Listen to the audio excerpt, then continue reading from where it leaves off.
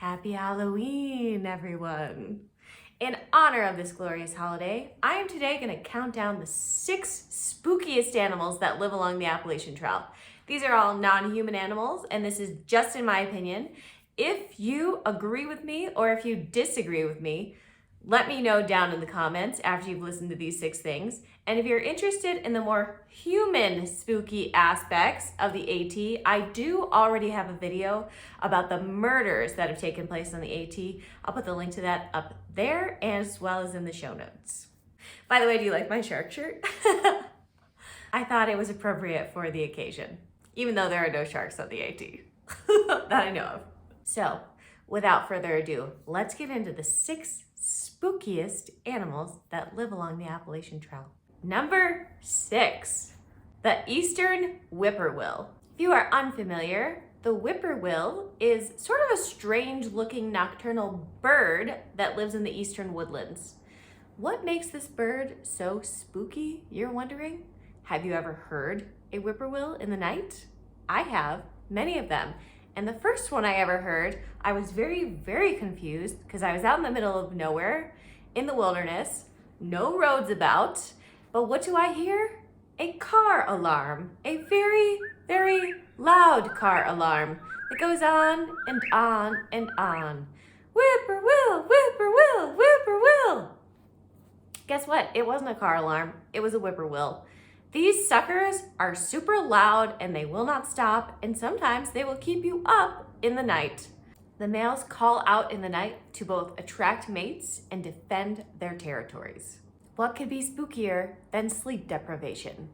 Spooky AF, if you don't know what they are. Annoying AF sometimes if you do, although I find them to be a little bit charming, to be honest. Spooky animal number 5, the red squirrel. Yes, specifically red, the red squirrel.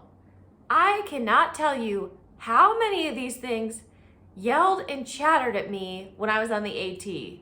These suckers are everywhere, especially in the northern forests. I would say especially Vermont, New Hampshire, Maine. These guys are all over the place and they're always yelling. They're always mouthing off. They're always chattering. They're chattering at you. That means they consider you a threat and they want you to leave their territory. But I think they're just rude, and sometimes you'll just be walking along very zen in your life and all of a sudden, there goes a red squirrel at you, kicking you right out of your nice daydream. Not okay, very spooky. That's why they're number 5. Spooky animal number 4, the wild ponies of the Grayson Highlands. Yes, these animals are adorable. Yes, they live in an area that looks like a fairyland. But don't be fooled. These ponies, they are spooky. They will steal your gear if you leave it unattended, your trekking poles, your shoes, your socks, because they want to lick the salt off of it. They will eat the grass directly under your tent in the middle of the night, wake you up from your blissful slumber. They will take off with your food bag if you are not careful and you do not hang it well. And of course, they are wild animals and they could harm you if you approach them. Spooky, spooky AF. Don't trust the ponies. Number 3, black bears. Yes, there are black bears along the Appalachian Trail. They are the only kind of bears on the AT. And black bears are not spooky because they're probably gonna attack you, because they're probably not. It's very rare that there's a black bear attack on a human. They are spooky because they keep you up in the night. Often when you are first getting used to sleeping outside, sleeping on the trail, you're not used to it yet, sleeping in your tent, being outside every single night, you're gonna start hearing noises, the crunch of leaves, the wind through the trees. And you are going to think it's a black bear. That's right, you're gonna think it's a black bear. It's probably not gonna be a black bear. It could occasionally be a black bear, but most of the time it's not. Most of the time it's just the wind or maybe a small rodent or something like that. It's usually not a black bear, but it's gonna spook you because you're gonna think it's a black bear. And then other times it might really be a black bear plodding around your campsite in the middle of the night, sniffing around, trying to find your snacks, which hopefully you have properly stored, so no issue. But it's more that black bears are gonna get into your head and you're gonna be worried in the night that they are outside. But again, they're likely not gonna be, but they could be. And they could very, very occasionally steal a hiker's food bag.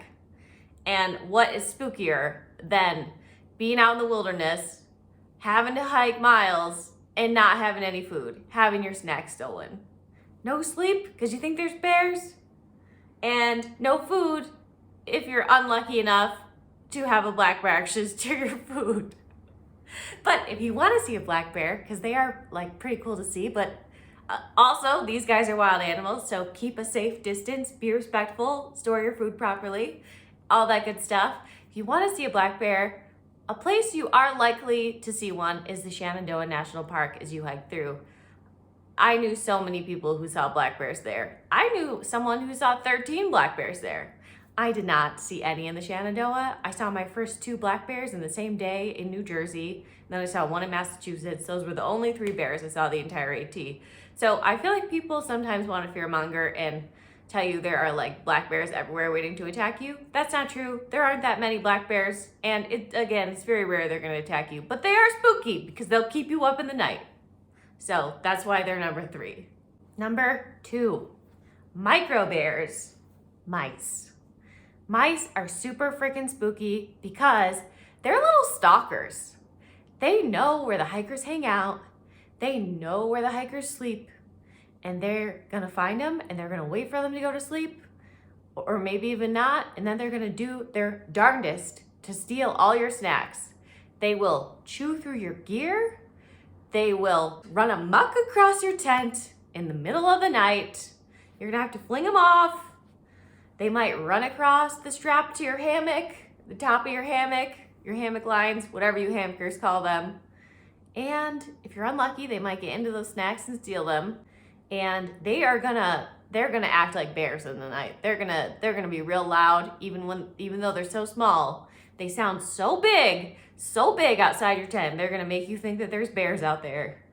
And if you're very, very unlucky, they could give you a disease, because mice do hang out in the shelters and they could. I haven't heard of anyone on the AT getting a disease from a mouse, but I bet it could happen. Ugh, mice, so spooky. That's why they're number 2.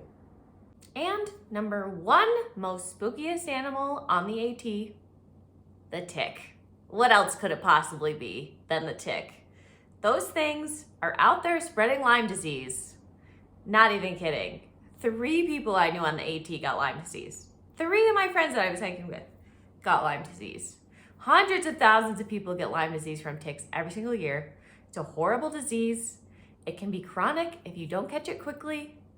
I know this one's more serious than the other ones. That's why it's number 1. My suggestion to you is that you permethrin your gear before you go out on the trail.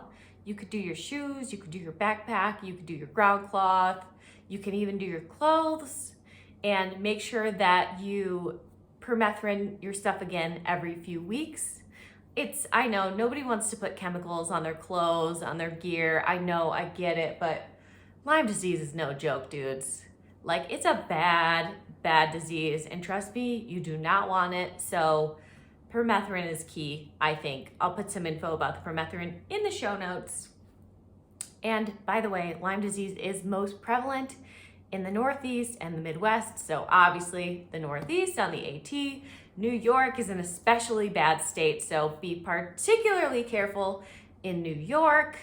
Yeah, sorry to make this last part of the video kind of serious, but you don't want Lyme disease. And I don't want you to get Lyme disease, so do your best, be careful, keep those ticks away.